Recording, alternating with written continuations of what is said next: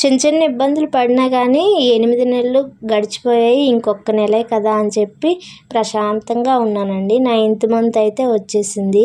ఇంక ఈ ఒక్క నెల గడిపితే చాలు, ఇంకా బేబీ అయితే బయటకు వచ్చేస్తుంది అన్న మైండ్ సెట్లో అయితే ఉన్నాను. 9th మంత్ వచ్చేసిన తర్వాత ఏ టైంలో పెయిన్స్ వస్తాయో, ఏ టైంలో ఏ కాంప్లికేషన్స్ వస్తాయో తెలియదు కదండి.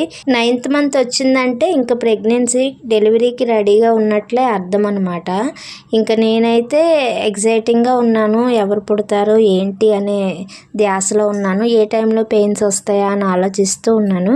కానీ మనం ఒకటి తలిస్తే దేవుడు ఒకటి తలుస్తాడు కదండి. మనం అనుకున్నది ఎప్పుడు జరగదు కదా. 9th మంత్ కంప్లీట్ అయిపోయినా కానీ పెయిన్స్ అయితే రాలేదండి. నేను అనుకున్న దానికి క్వైట్ ఆపోజిట్లో జరిగిందండి. నేను అనుకున్నది ఏది జరగలేదు. డెలివరీ డేట్ సెప్టెంబర్ 19th ఇచ్చారు. 20 అయినా కానీ పెయిన్స్ అయితే రాలేదండి. వెంటనే హాస్పిటల్లో అయితే జాయిన్ అయిపోయామండి. Continuation next video.